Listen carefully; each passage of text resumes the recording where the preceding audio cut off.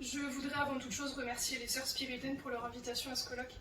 Une invitation qui m'a beaucoup touchée et qui va me permettre de parler de ce que j'ai appelé la mission empêchée. Je tire ces propos d'une expérience personnelle, d'une certaine expérience personnelle, mais je voudrais donner une tournure plus générale, peut-être plus englobante à cette expérience. Je voudrais partir d'un postulat, le postulat selon lequel tout chrétien est appelé à la mission. Un chrétien dans son sens, dans son être profond, c'est un témoin de la mort et de la résurrection du Christ. Et parce que ce témoignage, par différents moyens, est appelé à se répandre, la dynamique profonde du chrétien est d'être missionnaire. Il y a une proximité étroite donc entre le missionnaire et le chrétien, et entre le chrétien et le missionnaire. Sauf qu'il y a des lieux, des moments, des circonstances où la mission est malmenée, voire empêchée. Cet empêchement missionnaire peut arriver à tout chrétien, quel que soit son état de vie.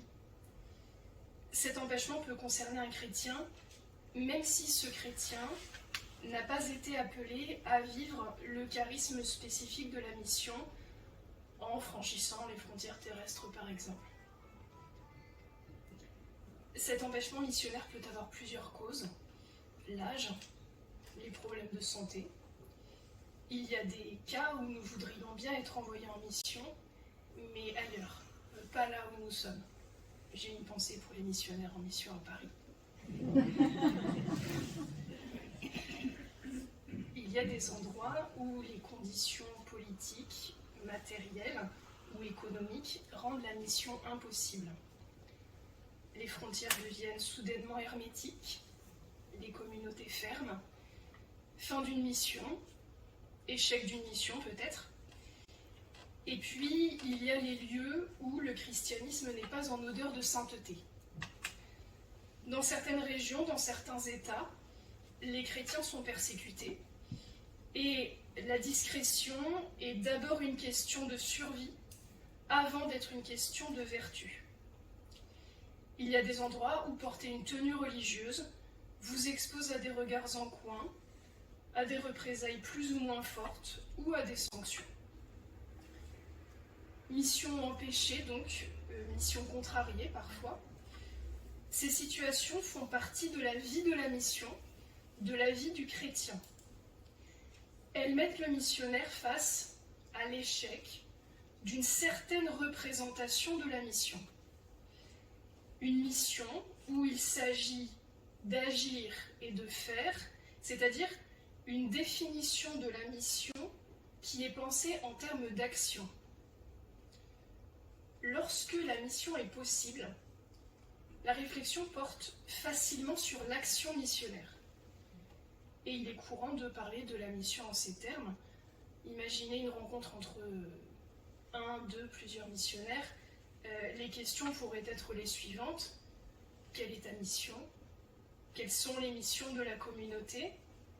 Apostolat, accompagnement, éducation, soins, etc.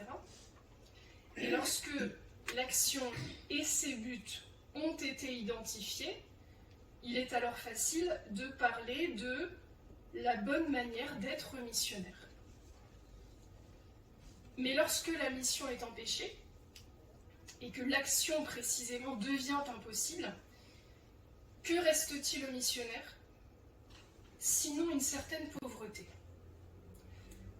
Souvent, le missionnaire, le chrétien, est préparé à la pauvreté dans le cadre de sa mission. Et une pauvreté souvent matérielle. Mais cette pauvreté-là, pauvreté d'un missionnaire sans mission, pauvreté d'un chrétien sans identité, d'un témoin sans message, cette pauvreté-là, c'est une pauvreté qui est décapante. Décapante parce qu'incompréhensible et parfois contradictoire. Souvent, c'est en réalité le message chrétien lui-même qui vient nous mettre face à ces contradictions. Prenons quelques exemples. Nous voudrions agir, et le Christ nous dit « Sans moi, vous ne pouvez rien faire ». Nous voudrions apporter la richesse de la présence du Christ, et le Christ nous dit « Heureux les pauvres de cœur, car le royaume des cieux est à eux ». Nous voudrions faire, agir, donner, et le Christ nous dépossède, lentement mais sûrement. Lorsque la mission est empêchée, les questions se déplacent.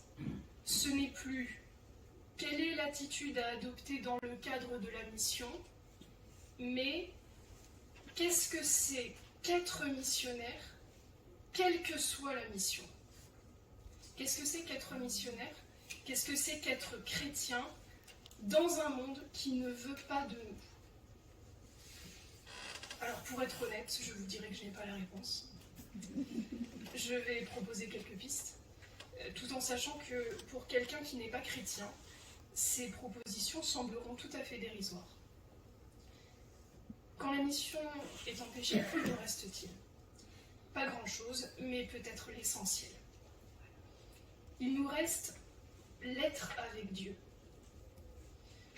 Dans l'Évangile selon saint Luc, au chapitre 10, ce sont les disciples de retour de mission qui se réjouissent devant Jésus de ce que les démons leur sont soumis.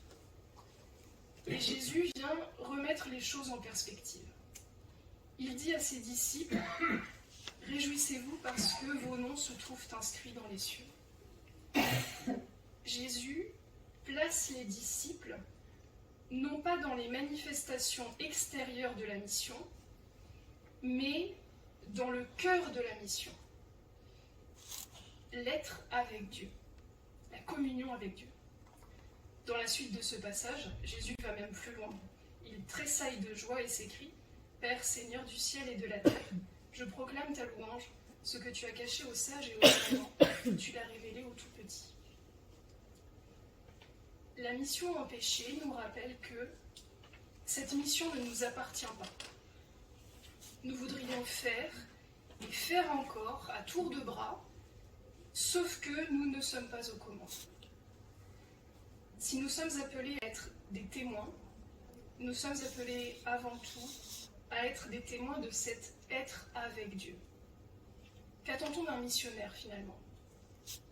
Une action humainement productive et rentable, visible à l'œil nu, ou une certaine authenticité? Être, tout simplement, être en vérité, cet être avec Dieu, c'est déjà un agir, c'est déjà une détermination profonde du chrétien, une orientation intérieure de l'âme. Je crois que Dieu, dans son aventure avec les hommes, ne s'embarrasse pas de grand-chose. Lorsque Dieu envoie Moïse en mission, il lui dit « Je suis qui je suis ». Exode 3. Il y a peut-être un enracinement dans une simplicité missionnaire désarmante à trouver. Une simplicité qui peut traverser les frontières, traverser les cultures, une simplicité qui peut traverser les catégories sociales et intellectuelles. Dieu, lorsqu'il vient à la rencontre de l'homme, ne s'embarrasse pas de grand-chose. Dieu est infiniment simple et il est aussi infiniment heureux. Cette simplicité, précisément, offre un moyen d'entrer dans une joie profonde, la joie du chrétien qui participe à la joie de Dieu. Dans le bréviaire, pour ceux qui récitent l'Office des heures, il y a cette phrase qui revient de temps en temps et qui dit « Heureux qui est heureux du bonheur de son Dieu ». Le chrétien est d'abord celui qui est enraciné dans l'espérance. La mission empêchée, parfois, c'est une bénédiction qui nous rappelle que c'est l'espérance chrétienne qui fait l'être missionnaire.